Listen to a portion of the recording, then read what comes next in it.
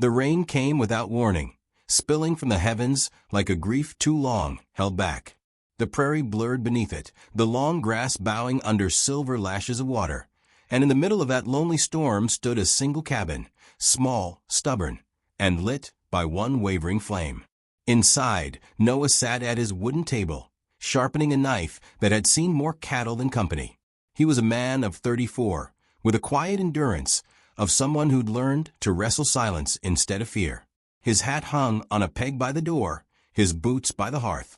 There was nothing in that room that didn't serve a purpose, and yet, as the storm grew heavier, even he began to wish for a voice other than the wind. The knock came soft at first, barely more than the sound of a branch brushing the door. He ignored it, thinking it wind play. But then it came again, a faint, trembling rhythm. He rose, slow and uncertain, and opened the door. A woman stood there. Rain ran off her hair in dark ribbons. Her dress clung to her like a second skin. She looked no older than 24, but her eyes carried the weight of a woman who had seen the world turn its back. "Please," she said, her voice almost lost beneath the thunder, "give me a corner in your cabin till the rain stops." For a long heartbeat, Noah said nothing. His hand gripped the edge of the door. His instincts whispered caution. But there was something in her stance, not defiance, not weakness, just an honest kind of exhaustion. He stepped aside and nodded once. She entered. The door closed behind her, shutting out the storm and sealing them in the quiet world of firelight and wood smoke. She stood by the hearth, dripping, trembling. He fetched a blanket, an old one that smelled faintly of cedar and horses, and laid it across her shoulders. She thanked him with a small nod, voice too tired for more. He poured black coffee from a dented pot, set it before her. "Drink," he said simply. She obeyed, wrapping her fingers around the tin cup as if it were life itself. The silence between them was thick but not unfriendly. He returned to his chair by the table, eyes on the flames, though every sense in him remained fixed on her. The sound of her wet dress shifting, the soft crackle of her drying boots, the shallow rhythm of her breath. After a while she spoke. "You live here alone." He nodded. "Easier that way. And you never get lonely?"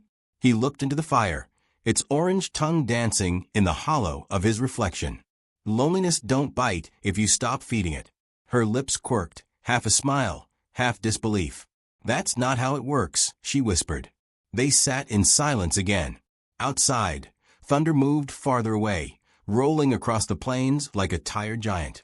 Inside, the warmth slowly returned to her skin. She loosened the blanket, revealing a small tear on her sleeve and a fresh cut on her arm. He noticed. "You should clean that." She looked down, startled, as if she had forgotten it was there. "It's nothing." He fetched a basin, filled it with warm water, handed her a cloth. She tried to protest, but the steadiness in his gaze silenced her. When her hand shook, he took the cloth from her and dabbed the wound himself, careful, almost reverent. "You've been on the road long," he said. "Too long," she answered softly. He waited, but she said no more. He didn't press. The fire crackled on, and time slowed.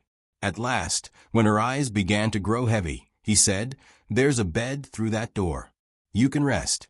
"I'll stay here by the fire," she murmured. "Don't want to take your space. Got room enough. Rain ain't stopping soon." For a moment, she hesitated. Then she rose, stepping past him, her shoulder brushing his arm. The brief contact startled them both, not because it was improper, but because it reminded them how long it had been since they'd felt warmth from another soul. In the small back room, she lay on the narrow bed, listening to the rain drumming against the roof. But sleep wouldn't come.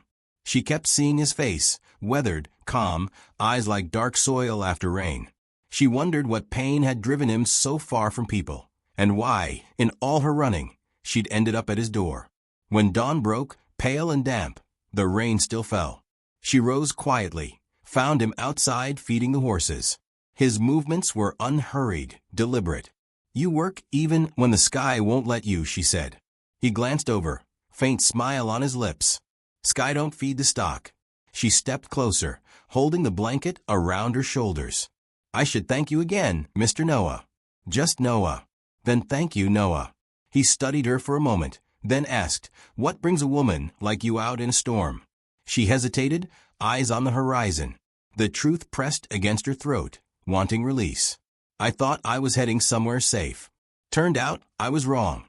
He said nothing, but something in his face softened. The rain had eased to a mist now, drifting between them like breath. "I was supposed to marry," she went on, voice low. "A man promised me land near Cotton Ridge. Said he'd send for me once he got things settled." She gave a bitter laugh. "He settled with someone else. Left me a letter and an empty wagon." Noah's jaw tightened. "So I rode town to town. Thought if I kept moving, the ache would fade. But folks see a woman alone, and they don't see a traveler. They see trouble." "You were looking for kindness," he said quietly. "I was looking for a place that didn't close its door."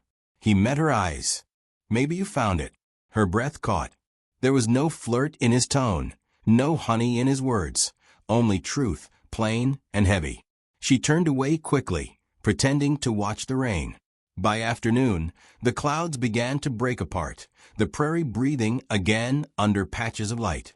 She helped him patch a hole in the barn roof, hands raw but steady. He showed her how to hold the hammer, patient as if teaching a child. "You were married once," she said suddenly. His movements stilled. "I'm sorry." "Don't be." She wanted the world, and I only had dust. The confession hung in the air, bare and quiet. When the work was done, they stood side by side, watching the light return over the fields. "Guess the rain stoppin'," she murmured. "Guess so." She looked at him, then really looked. The scars on his hands, the faint lines at the corner of his eyes, the loneliness that had made a home there. Something inside her shifted, soft and terrifying. "I should leave before the road floods," she said. He nodded, but the word no pressed behind his teeth. He followed her back to the cabin. She gathered her small satchel, the only thing she owned that hadn't been ruined by weather or time.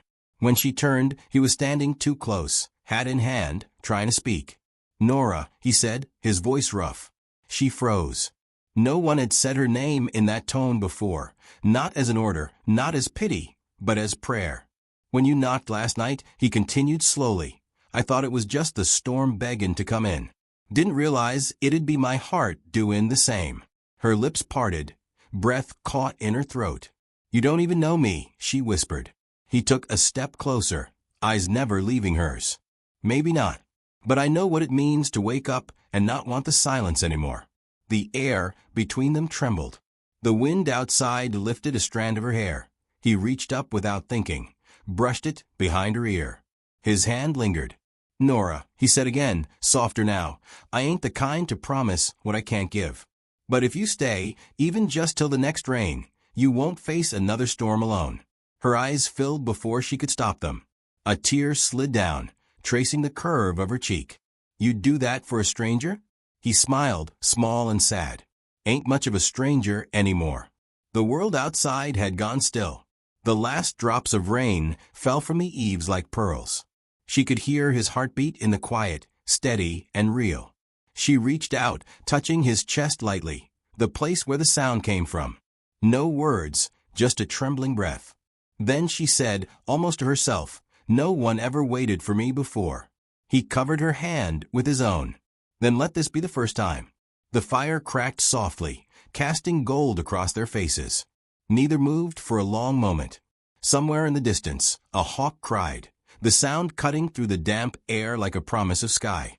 She leaned forward just enough for her forehead to rest against his chest.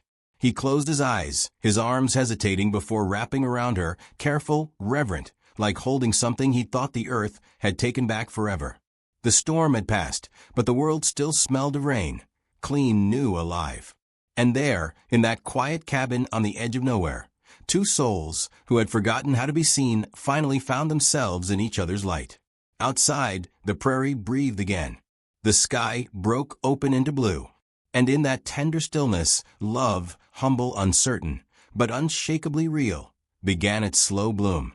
The wind carried their silence across the open fields, whispering it into the grass and the faraway hills, so that even years later, when the storms returned, the land would remember the night a man opened his door to the rain and found his heart instead.